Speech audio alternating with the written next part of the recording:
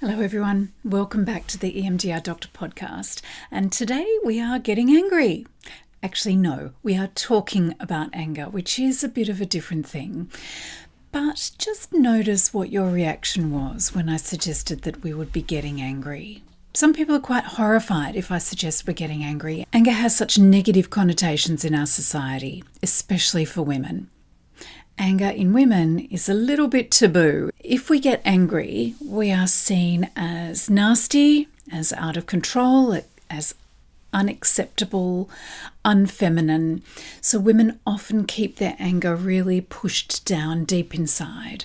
We tend more to the people-pleasing kind of response to threat instead of the fight response.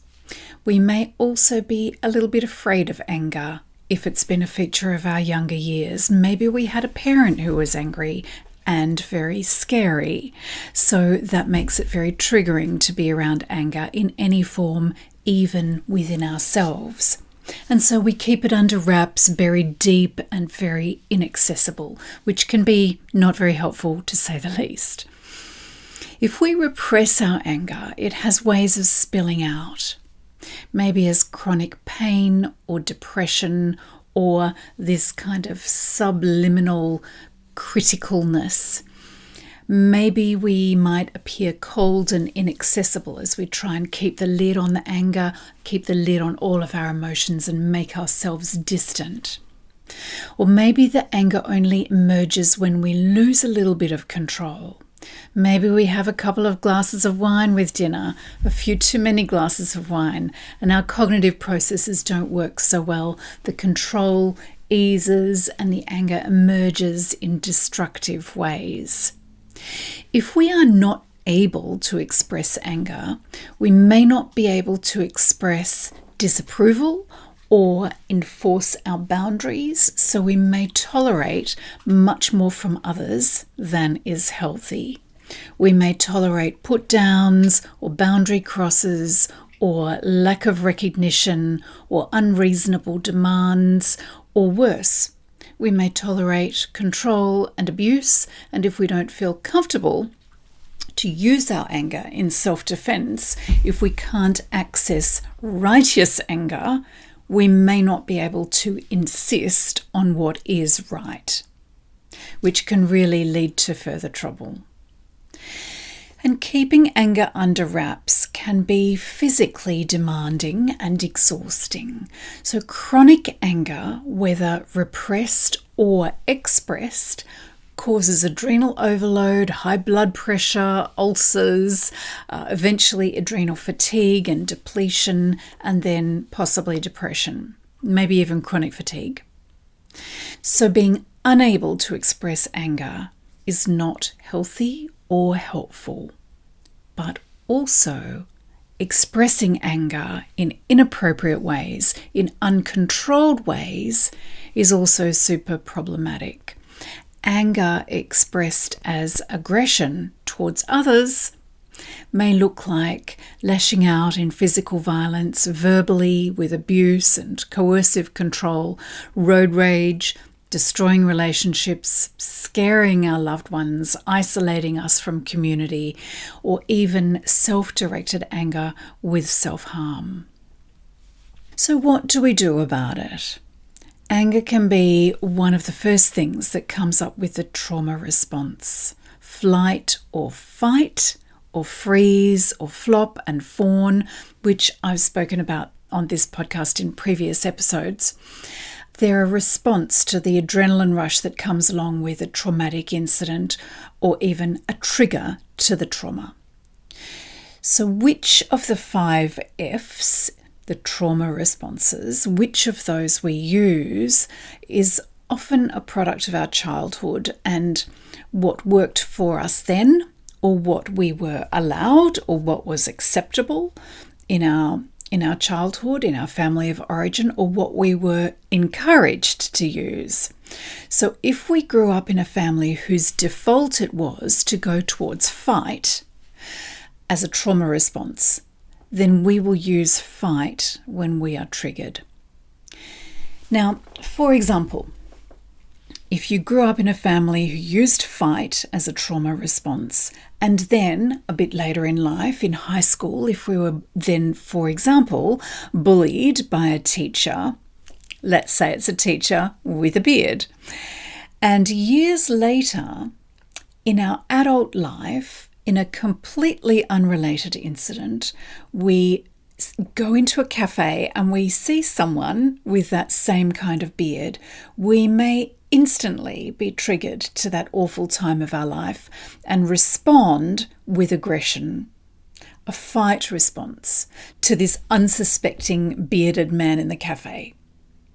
Hopefully we have enough control to avoid attacking him, because otherwise that latte is going to end up being pretty costly. So what do we do about it if we find ourselves triggered, going into a full fight response and then acting that out, acting upon that fight response, that anger with aggression, and doing crazy things? Well, the answer to that, my friend, is of course EMDR. If we can settle down those memories, the memories of the bullying, the memories of our family response to distress or family response to trauma with fighting, then we can be free of the fight response, the anger, and we can go and order a latte with ease. So that's a really simple example. Of course, it's not always so simple, because sometimes anger is a cover-up, a masquerade.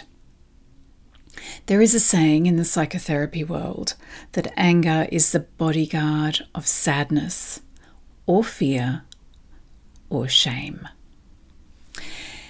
So sometimes we start with the anger, and underneath we find another layer of emotion, maybe the fear of the bearded teacher in our teenage years, or maybe the sadness that came with feeling so useless and hopeless as a result of the bullying that happened back then, or maybe the shame that was engendered, that was created by early experiences of family violence.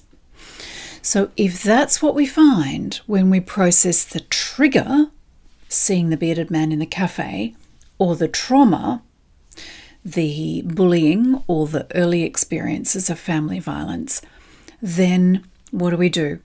We continue on. We keep on processing. We process the sadness. We allow it to be there. We keep going. We work our way through it. Maybe we find the fear or the embarrassment, the shame. We let it be there. We keep on processing. We work our way through it until it resolves, until it disappears.